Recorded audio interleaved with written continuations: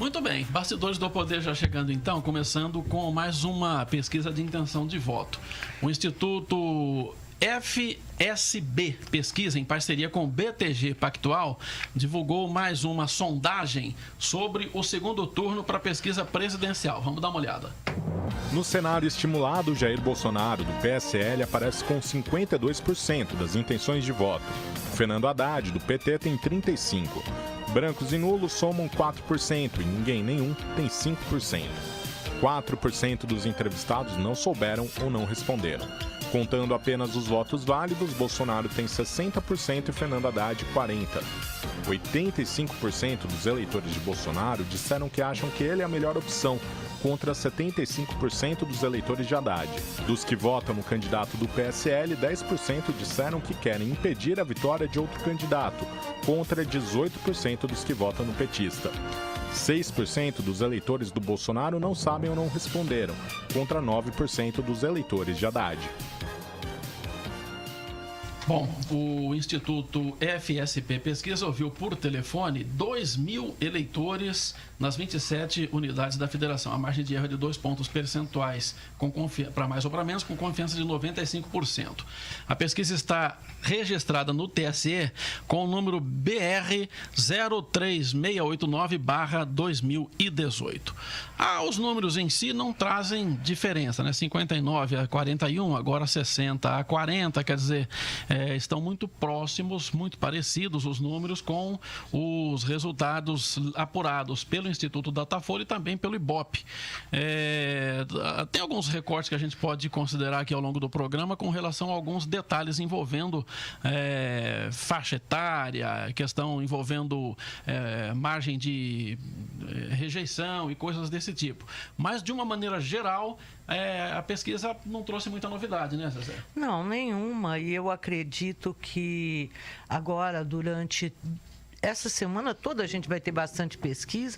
Eu não vejo chance de haver uma reviravolta, alguma coisa que a gente vai olhar e falar, nossa, né, que dê um pouquinho de frisson aí para essas eleições. Sinceramente, não vejo. Acho que é isso aí. A gente já tem que falar de plano de governo. Rose. Eu também concordo com a Zezé. Eu acho que dificilmente, acho que a própria campanha do PT, né, já está admitindo que dificilmente conseguirá uma reviravolta nesses últimos dias, nessa reta final. Ou quando você avalia todas as pesquisas das últimas semanas no segundo turno, né, Zezé, o candidato Bolsonaro, ele se manteve estável, ou seja, não houve uma redução. Então, quem vai votar nele, vai votar nele. Então, dificilmente o PT vai conseguir convencer esse eleitor ou tirar voto do Bolsonaro para poder conseguir chegar numa reta final. O Maurino Paulino do Datafolha, Rose, acho que ele foi bem... Ele falou, foi construído um paredão. Isso. Então, dificilmente haverá uma surpresa, uma virada de segundo turno. Não vai acontecer. É uma campanha que está muito estável, né, de obtenção de votos. É aquela história de, que eu já disse isso aqui, do voto contra, do voto não quero esse, eu vou votar nesse, e acabou. Então, é isso, gente. E a Zezé está certa. Já está se falando em pensar um novo governo. Ele mesmo já está com as conversas, né, Zezé, com o Centrão, desautorizou o PSL na semana passada de colocar candidatos a presidente. Então, já começou... Da Câmara, isso.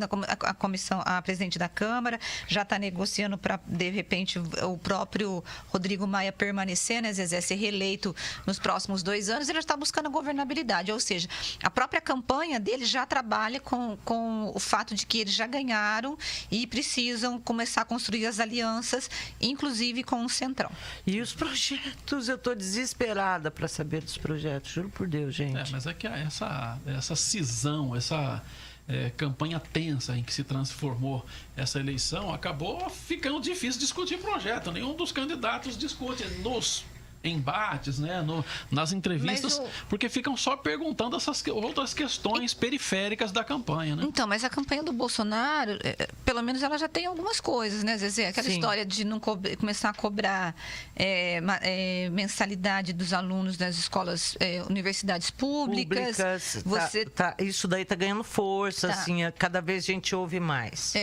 Aí você tem a questão, talvez, do plano de governo, o Paulo Guedes já tem colocado algumas questões, só que a Previdência é que está uma incógnita, que não se sabe, Rose, né? Eu não sei se você viu, porque essa pesquisa que a gente divulgou, ela tem uma segunda parte sendo, que é a parte que trata dessas mudanças que terão de ser feitas, essas reformas, para o Brasil poder andar.